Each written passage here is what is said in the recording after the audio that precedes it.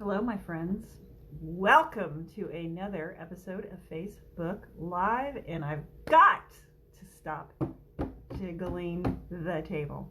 Anyway, thank you so much for joining me. Wednesday, what a beautiful Wednesday here in Houston, Texas. Listen, right off the bat, I'm going to say if you are having challenges in your acting life, feel free to drop those in the comments. I know sometimes people feel a little bit put on the spot when they're asked questions and they feel like, oh, I have to come up with this really important question, and sometimes it goes out of your head.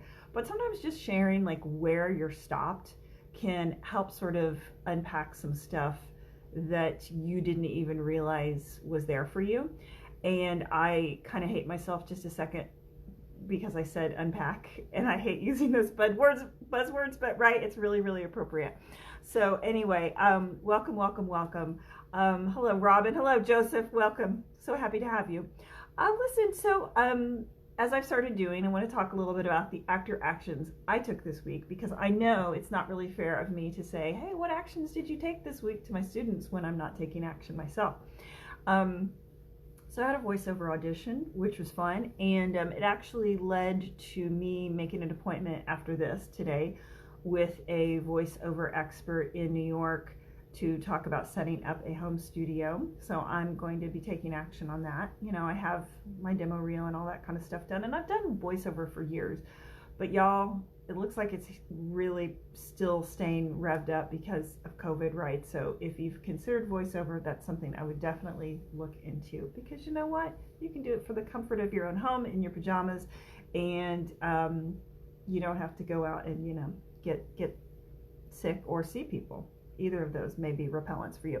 Let's see. I worked on my personal marketing, including updating my resume. Is that the most boring thing to do? I mean, I used to really love going, oh, I did a new thing, I'm going to put this credit on my resume, and now it's just I'd rather poke my own eye. But I think it's important, right? If you guys aren't updating your resumes, if you're not updating your databases, please take a look at that. That's something that we can always be doing. We often think acting work is going on an audition, or being in a television show, or being in a play, or whatever.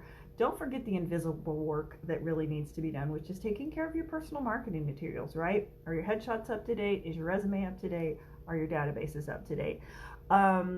Let's see, I had an equity meeting with the liaison committee, because I'm on the liaison committee with Actors Equity for Houston.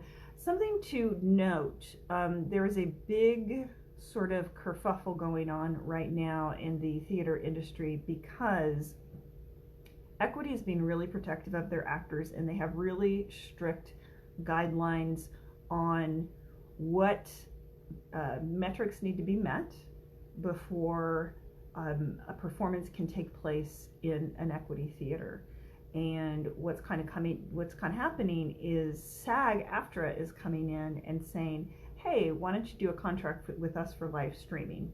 And that's frustrating the Actors Equity Union, which is the Stage Actors Union, because it's considered a conflict of interest. Anyway, that's something big that's going on in the industry right now, and so this is something you might want to be aware of. The unions are working to resolve it, but it is a big problem right now, because a lot of course, theater actors are out of work, and they're looking for solutions. The theaters are looking for solutions. Streaming seems like an ideal solution, but if Equity is not going to give theaters the go-ahead to do streaming, because they're worried that actors will still get sick even if there's no audience, then that means fewer jobs for us, and that's something that needs to be addressed. It's a big concern.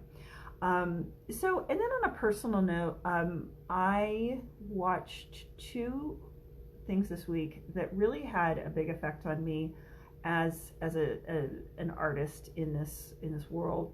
And one was the new Borat movie, which I know a lot of people did not find palatable, but I thought it was so original and so devastatingly honest and confronting that for me it had a lot of power. And I thought, this is really what cinema and theater and TV can do at their best is ask difficult questions and to hold a mirror up to us so that we really have to look at ourselves.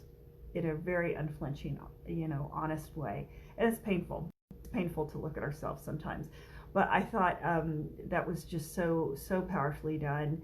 And then I also watched What the Constitution Means to Me, which is also something I'd recommend. It's a stage play that was filmed, and it is a powerful exploration of the Constitution in all its glory and in all its faults. And in fact, I got on Amazon and immediately ordered like a pocket Constitution, because I'm like, I need to know my rights. And I of course did it in that voice. But anyway, once again, it's just the power of theater and cinema and any other artistic medium to ask difficult questions, right? Because that's ideally what art does, is it poses a question and makes us look at our lives and our world a little differently. Anyway, that is what I offer to you, some recommendations and some things to think about in terms of what you can be doing to empower yourself in your own acting journey. So hello, Laura Folke. Oh my gosh, friend from high school, and Erica, friend from college. Hello. So I'm waiting. Hello, Christina. I'm waiting for the slew of comments to come in, or questions, right? So what is challenging you right now as an actor? What's standing in your way? What are you feeling confronted with? This is a tough time for everybody, right? Because of the job situations, because of the COVID situation, because just life isn't normal for us right now, and it's a really difficult time. And I'm just interested to know what you're feeling challenged by, and if we can maybe do something around that. I'm not getting any questions. I'm not getting any comments. Hello, Joe Grisafi. Thank you for the little heart. Appreciate that. Oh, it's so cute. It like floated above and faded away, just like the bubbles on or the little bubble that Glenda came in, on in Wizard of Oz. Come on. I know you guys have stuff. Anyway. Okay, well, you know what? Maybe that's all that's going to happen today, is that I share with you some thoughts on why we're in this crazy business, and what we can do with our art form, what we can do with any art form, and some things that you can do even under these unprecedented times to keep working on keep moving forward. A lot of us feel like everything's sort of ground to a halt in terms of being actors, in terms of theaters are dark, and productions are shut down, and slowly but surely it's coming back. And of course, some of you may know that hello, George. Some of you may know that SAG is sort of shifting their protocols and recommendations, and one of the things that the industry has been talking about is that even if, say, television shows are going back into production, they're going to have greatly reduced casts, right? So the big crowd scenes, things like that, that's going by the wayside for the foreseeable future. So for a lot of people, that means less work, right? So this is something we're all confronted with, and I think our daily challenge is, what can I do to stay active, to stay in action? Because it is very tempting to kind of freeze and kind of shut down and say, well, nothing's happening right now, so why should I bother? But that would be a little bit like a football player saying, well, it's off season, so I don't need to work out anymore, right? I'm just gonna eat a bunch of Halloween candy and just lay on the couch, and then all of a sudden spring training comes along and you've got that much more work to get back in shape again, because you've sort of let everything go. So please, if you need to take a rest right now, if you need to take a step back, if you need to take a break, I totally get that. But if you are an actor and you are in it to win it, and this is your passion, that I really urge you to find things that you can do, even during this fallow period, to keep things going for yourself, keep yourself engaged, keep yourself interested, keep yourself relevant, so that when things open back up, you're ready to go. Anyway, hello, Andrea.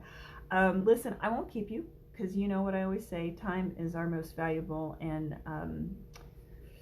it's not it's finite, right? And I usually say it so much better, and I can't for some reason. Probably too much Halloween candy anyway. But please, every week I release a new YouTube video with all sorts of, ideas about things you can be doing, explaining concepts, breaking down concepts, things that are going on in the industry, tips and tricks and things that you can be doing. So I suggest you subscribe to my YouTube channel. And there are often things that I drop on YouTube that I don't advertise. So it's helpful to actually be a subscriber. And then if you want all the goodies, I would suggest you go over to my website, sarahgaston.com, no H, because I have an email list there, and there are things that I send out on email that I don't share with anyone else. Updates about what's going on in the industry, occasionally audition notices for something local that somebody's, casting, and anything else that I think is going to support you in your journey. Let's see. George Manley says, still doing the writing work, still piece parting the new studio together. Yes, George, good for you. Good for you. I know it's hard. It's hard. But I love it. I love it that you're doing all that. So anyway, guys, keep the faith. There is light at the end of the tunnel. We are going to get out of this. Just keep moving forward. And as always, my loves, break a leg out there. Can you see my heart? There. I'm going to do a little higher. Here's my heart. Okay. Bye, you guys.